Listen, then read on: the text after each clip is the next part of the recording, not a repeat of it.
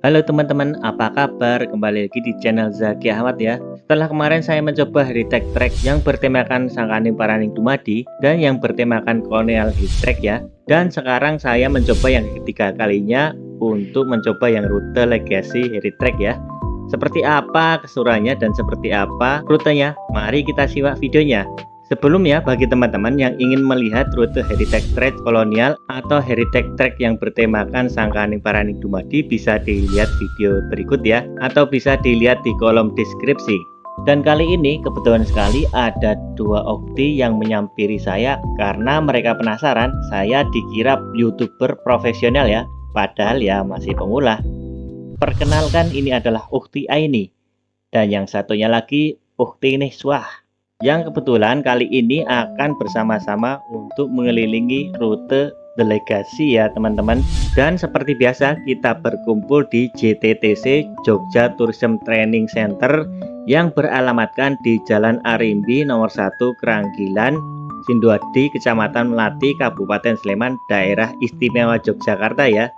Di sini merupakan tempat berkumpul atau mobil yang mangkal Jogja Heritage Track yang akan berangkat melalui rute tersebut ya. Dan ada berbagai macam teman-teman yang mendaftar ataupun yang sudah registrasi yang akan mengikuti bus Jogja Heritage Track ya. Sebelum kita berangkat, kita harus berkumpul minimal 10 menit dulu ya. Jangan seperti minggu yang kemarin saya hampir telat pemirsa. Hampir saja ditinggal Jogja Heritage Track berangkat melalui rute tersebut ya. Di sini kita berkumpul dari beraneka ragam teman-teman atau peserta yang akan mengikuti rute Jogja Heritage Track ya. Dan seperti biasa kita sudah tidak asing lagi dengan Mbak Ayu ya. Mbak Ayu adalah salah satu edukator yang kemarin sudah mengajak kita mengelilingi dengan tema kolonial ya pemirsa. Seperti biasa kita berkumpul di JTTC ini untuk briefing terlebih dahulu dan untuk persiapan untuk keberangkatan melintasi rute delegasi ini, dan dibagikan tanda pengenal untuk para peserta yang ingin mengikuti Jogja Heritage Track ini ya teman-teman. Dan kali ini akan ditemani oleh Mbak Agnes. Mas Budi kali ini akan mengajak kita untuk menemani kita dalam rute delegasi ya teman-teman. Udah siap jalan-jalan? Siap. Baik, mungkin saya buka dulu. Assalamualaikum warahmatullahi wabarakatuh. Waalaikumsalam Salam, warahmatullahi wabarakatuh. Om Swastiastu, Namo Buddhaya. Salam kebajikan, salam sejahtera untuk kita semua. Dan juga salam budaya, lestari budaya. Nah, teman-teman semua, ini boleh saya panggil teman-teman ya? Mungkin di sini ada yang sudah lebih dewasa, ada alias sudah bapak ibu ya. Mungkin ada yang masih muda juga, jadi biar seragam saya sebut teman-teman saja seperti itu. Ini ada sebuah salam yang dipopulerkan di lingkungan kami, Dinas Kebudayaan Daerah Istimewa Yogyakarta, yaitu salam budaya, lestari budaya. Seperti itu, Mbak Mas semua, apakah boleh dicoba? Try. Salam budaya. Yes. 1, 2, 3. Salam budaya, lestari budayaku. Baik, terima kasih. Nah, selamat siang, good afternoon. Selamat siang teman-teman semua. Ya. Bagaimana kabarnya hari ini? Alhamdulillah baik. Oke. Kemudian apakah bahagia hari ini? Bahagia mas. Happiness today? Bahagia. Oke, happy. Baik, mungkin ada yang belum bahagia ataupun kebahagiaannya masih belum full. Jadi setelah JHT ini, setelah menikmati JHT, semoga kebahagiaan kakak-kakak semua, teman-teman semua bisa bertambah, bisa recharge happiness atau kebahagiaannya bertambah. Kemudian sebelum lebih jauh, di sini saya ingin memperkenalkan diri dulu. Mohon izin perkenalkan, nama saya Rizky Budi Prasetya Sultan. Teman-teman bisa panggil saya Budi. Nah, di sini saya sebagai edukator yang akan membersamai kakak-kakak semua untuk jelajah keliling Yogyakarta. Nah, kemudian di sini saya tidak sendirian. Di sini saya ditemani oleh beberapa rekan saya yang di sebelah kanan. Saya perkenalkan dulu, namanya Mas Rizky. Halo Mas Rizky gitu. Halo Mas Rizky. Nah, selamat sore Mas Rizky. Ini teman merupakan pramudi atau yang mengendarai kendaraan ini. Seperti itu. Kemudian di sebelah kirinya ada Mbak Agnes. Halo Mbak Agnes. Mbak Agnes ini juga edukator, tetapi baru istirahat. Jadi memang gantian seperti itu. Kalau Mbak Agnes istirahat, saya yang istirahat. Kalau saya yang istirahat, Mbak Agnes yang jadi edukator. Seperti itu. Nah kemudian seperti itu ada sebuah pantun, boleh saya berpantun? Iya, boleh. Oke. Jalan ke Jogja naik bus akap. Cakep. Pulangnya bawa buah jambu. Cakep. Agar kita semakin akrab.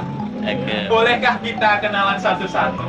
Boleh dong. Boleh? Boleh Ya, dong. boleh dong. Di sini mungkin bisa perkenalan dulu, Bi. Mas Mbak semua. Siapa tahu ternyata ada yang dari satu daerah yang sama, satu kampung halaman, satu kampus, dan satu profesi yang bisa menambah kenalan relasi kakak-kakak semua seperti itu. Nah, mungkin bisa disebutkan nama, kemudian asal, kemudian kegiatannya apa, apakah bekerja, kuliah, atau yang lain. Please introduce yourself, sir. Okay.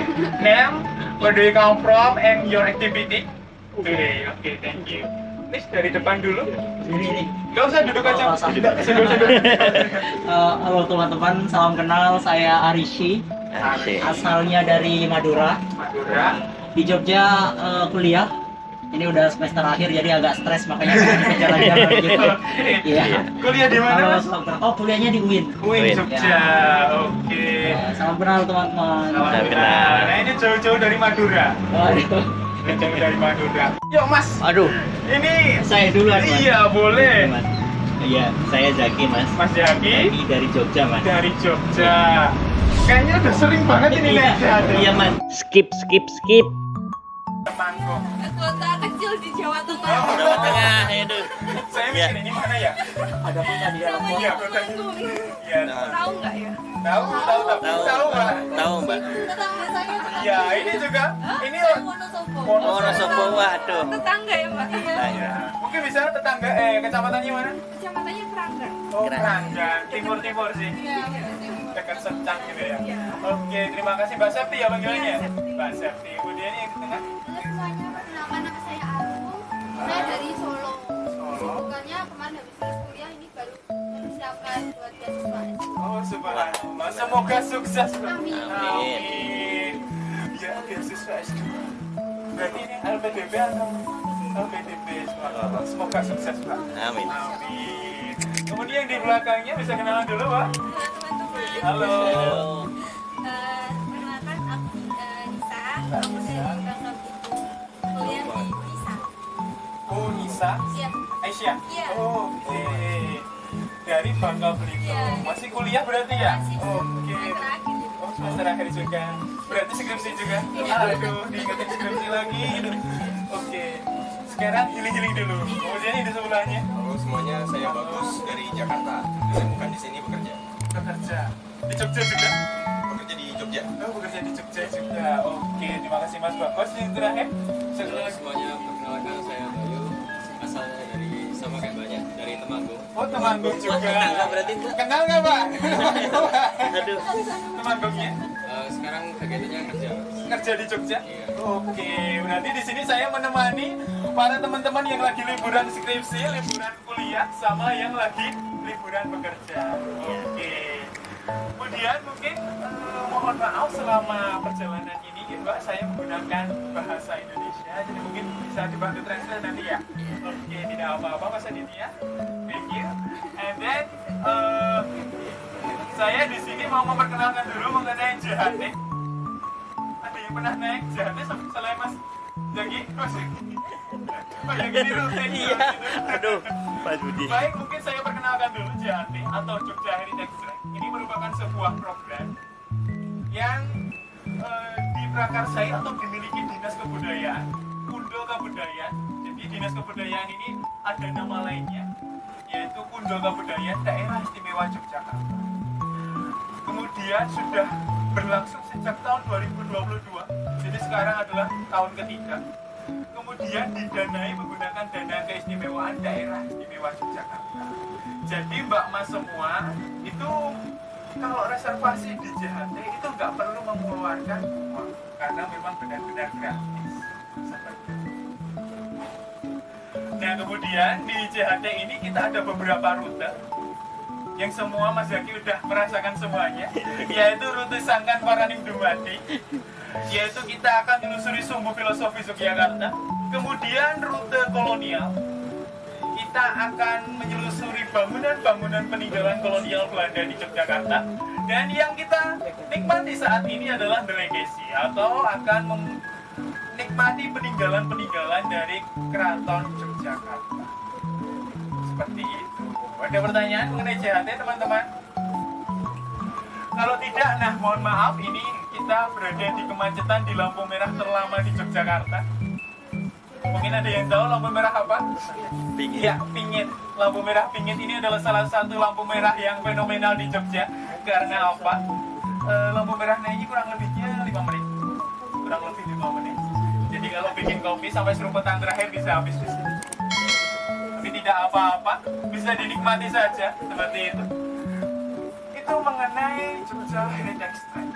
Kemudian beruntung sekali karena apa? Reservasi di JHT ini sangat antusias masyarakat sangat tinggi, sehingga sangat sulit untuk bisa menikmati JHT. Karena apa? Ketika dibuka di jam 12 yang lewat 1 menit itu udah mulai banyak orang yang reservasi, sehingga memang sangat-sangat terbatas. Kita ada 2 bis, yang di sebelah depan itu namanya bus Malioboro, ya, Malioboro bus. Kemudian kapasitasnya 8 orang. Kemudian yang kita naiki ini adalah bus Keraton, kapasitasnya juga 8 orang, jadi bisa ditotal setiap trip itu kami ada 16 peserta. Seperti itu Mbak Mas semua. Oke. Yang asli Jogja tadi berapa? 1? Oke, 1. Baik, ada 1. Mungkin di sini saya ingin memperkenalkan Jogja dulu. Dan tujuan pertama kali kita akan ke Museum Sosono Budoyo ya, untuk mengenalkan situs-situs dan arca yang berada di Museum Sosono Budoyo ini ya teman-teman.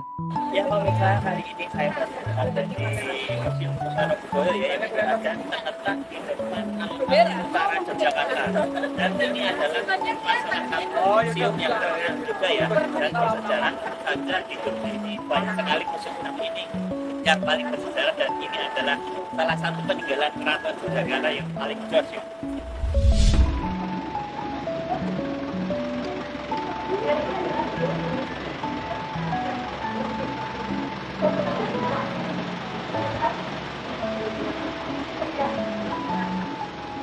Nah ini kalau tadi kita lewat Bandar Roti ya, nah ini ada nama meriamnya. Ini asli buatan siapa juga cara pekerjaannya gimana? Sampai lewat sini untuk bahan peledaknya kemudian apa ya? Kata Indonesia apa ya? Menyalahi bakar ya? Ini dari sini. Ya, bara, ada mau coba? Enggak, itu aja. Oke, nah ini ada aksara Jawanya. Monggo yang bisa berbahasa Jawa atau membaca aksara Jawa. Saya tutup silakan dibaca. Ya, buatan Jogja ya. Jadi kita lanjut lagi. Kantor itu punya Anda. Ini meriam yang ada di bagian tadi. Ya, nah ini adalah di sini banyak sekali arca ya. Ini adalah arca Yoni. Yoni ini adalah simbol dari, mohon maaf, kita perempuan. Kemudian tengah itu sebenarnya dia ada tujuan, yaitu pasangannya ini juga. Itu adalah simbol. Nah, Yoni dan Linda ini dia dimaknai sebagai kesuburan. Ini ada arca Ganesa. Ganesa itu logo dari apa? Iya, terus dari TB juga ya. Oh iya. Karena kenapa kira-kira pakai Ganesa? Ada yang tahu nggak? Iya, itu adalah dewa dari ilmu pengetahuan. Dewa. Dia dari enggak. Nah ini teman-teman beruntung loh di sini sepi, soalnya di sana sini foto-foto, jadi kita kurang memiliki akses yang leluasa. Nah ini ada 2. Sebenarnya tadi kita lewatin nggak sih vegetasi lain, tapi kalau kita di rute Paraning mungkin kita melewati beberapa vegetasi ya. Nah ini ada yang berapa? Kita nggak Mojo, are you sure? Ini adalah kepel ini jenis sawit. Bedanya ini dia lebih manis, kemudian teksturnya itu kalau sawo itu kan dia ringkih ya teksturnya. Kalau dia itu lebih padat. Ada yang pernah makan nggak? Nggak pernah. Mau? Nggak. Boleh. Oke, jadi sebenarnya kemarin ini banyak kemungkinan ini udah pada jatuh ya. Sehingga ini adalah buah kesukaan Putri Raja. Sehingga ditanam di area-area dari Keraton Yogyakarta. Nah, sebenarnya vegetasi yang ditanam oleh keraton sendiri memiliki beberapa makna, seperti buah kepel ini, dari kata mengempal, yaitu bersatu. Bersatunya memiliki keteguhan hati, kebijaksanaan, dan sebagainya. Silakan lanjut lagi. Ini juga ada granita. Nah, kita sudah sampai di sini. Juara pala, silakan Mas Budi gantian dijelaskan. Silakan Mas Budi dijelaskan. Ini teman-teman pada minta Mas Budi menjelaskan. Oke, kita jelaskan. Yang mana nih ya? Ini juara pala. Ini namanya juara pala. Juara pala ini adalah manifestasi dari Kala atau dewa yang menjaga waktu sekaligus menjaga agar energi negatif itu nggak masuk ke rumah. Jadi mungkin di rumah-rumah kuno Jawa itu pasti ada yang namanya juara pala. Sebenarnya bukan cuma di Jawa, kalau teman-teman main ke Bali itu biasanya ada seperti ini juga. Perbedaannya apa? Kalau di Bali biasanya loh ya, tapi nggak semua. Itu ada raksasanya itu pakai mahkota, sama gadanya itu ditaruh di bak. Ya nggak ada yang pernah ke Bali? Pernah merhatiin itu? Ya. Jadi kalau di Bali seperti itu. Dan memang tugasnya sama, yaitu agar menjaga energi negatif nggak masuk ke dalam. Seperti itu. Kalau kayak gini, ini namanya gerbang. Gerbang itu kurang lebih ada dua jenis yang populer. Kalau seperti ini namanya paduraksa. Paduraksa itu apa? Ya sebuah gerbang, di atasnya itu ada bangunan lagi. Itu paduraksa. Tapi kalau teman-teman ada yang tahu namanya gapura, gapura itu namanya bentar. Jadi cuma tiang kanan kiri, nggak ada atapnya, itu namanya bentar. Sementara kalau ada atapnya seperti ini dikenal dengan nama paduraksa. Yuk kita lanjut. Kita lanjut. Siapa?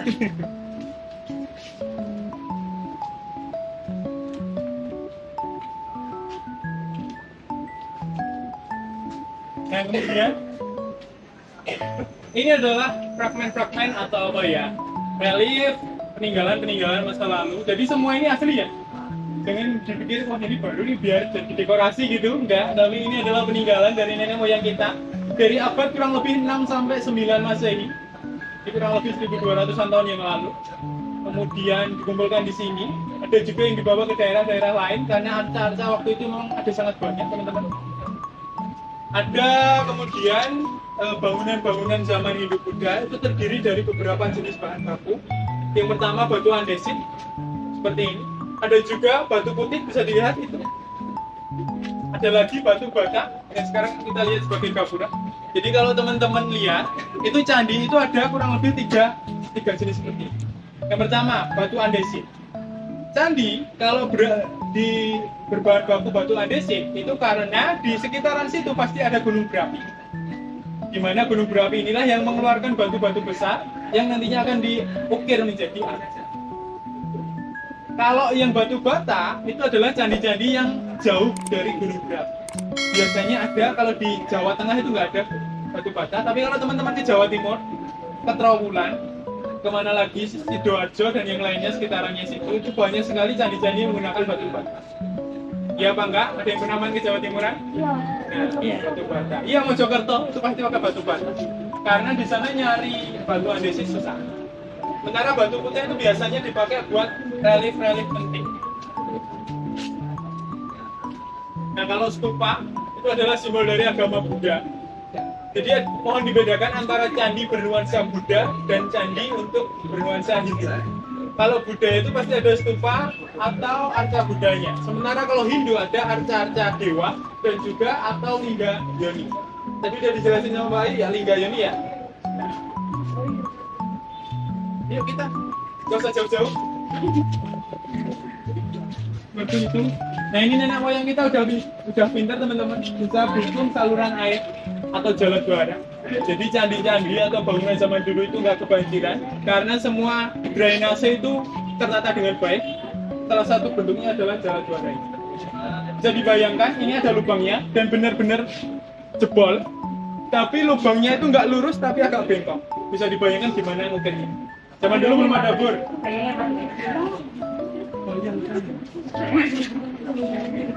Jadi nenek moyang kita udah sangat cerdas. Kemudian bisa dilihat ini adalah acara kuda teman-teman. Jadi karena ini buatan nenek moyang kita ribuan tahun yang lalu, itu kemudian terkubur dan ditinggalkan, baru kemudian secara sengaja atau tidak sengaja itu ditemukan kembali, tapi dengan keadaan yang tidak utuh. Bisa dilihat di sebelah belakangnya Mas Zaki, itu ada yang udah ditemukan dalam keadaan patah, sehingga kemudian direkatkan kembali dengan semen, ya kalau bahasa sekarang semen.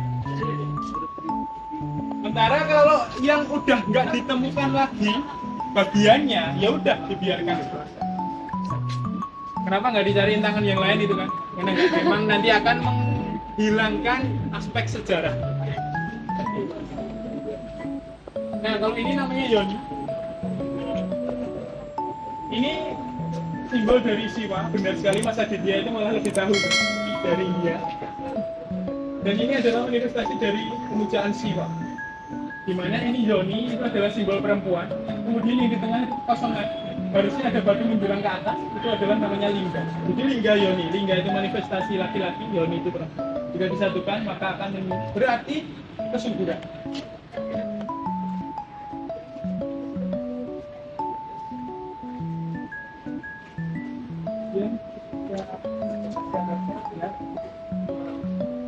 Memang bentuk-bentuk arca itu beda-beda, seperti ini. Ini arca yang unik karena apa? Yang sulit menemukan arca seperti ini. Ini biasanya ada di candi-candi yang ada di Dieng. Pernah ke Dieng teman-teman? Itu ada candi. Arjuna. Candi-candi Arjuna, Bima, Werkudara dan yang lainnya. Karena memang menurut riset itu ada ratusan candi di Dieng, tetapi sekarang hanya tinggal sedikit. Kemudian di Candi Sukuk juga bentuknya unik-unik. Ada yang pernah ke Candi Sukuk? Candi Sukuk, Candi Cetong, itu candi yang ada di lereng Gunung Lawu di Karanganyar. Bentuknya unik seperti piramid, jadi teman-teman bisa main sendiri ke sana. Tapi memang jalannya ke ekstrim.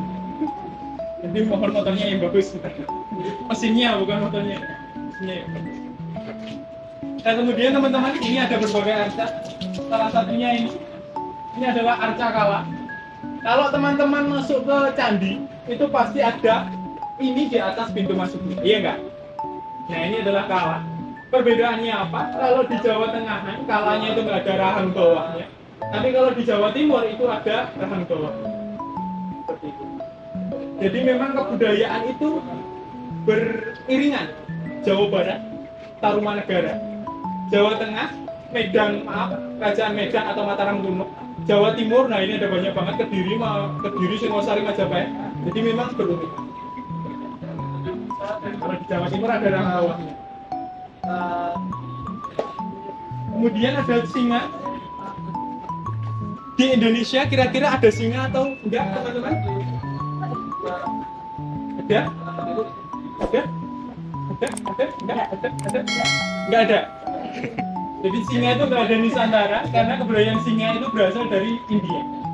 Jadi Indialah yang membawa kebudayaan Hindu-Buddha yang dari India kemudian dibawa ke Indonesia.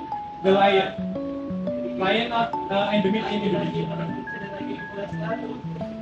Lion from, iya kan? Iya benar bukan nih. Singa itu dari India, namanya singa bengal. Yang kemudian karena Hindu-Buddha di India itu datang ke Nusantara, kebudayaan singa juga dibawa ke Nusantara. Makanya di tempat kita ada yang namanya Singaparna, Singosaren, Singapalagi, Singoedan, Singapalagi, Singapura, apalagi yang ada singa-singanya. Ya, Singosari. Padahal apa di Indonesia sendiri nggak ada yang namanya singa. Ada pertanyaan sampai di sini? Ayo tanya, Mas Budi ini pakar dari sejarah-sejarah dunia. Oke, ada pertanyaan. Jadi ini asli. Kira-kira nih, kok nggak ada prasasti ya mas? Iya kan? Mungkin teman-teman pernah lihat yang namanya prasasti.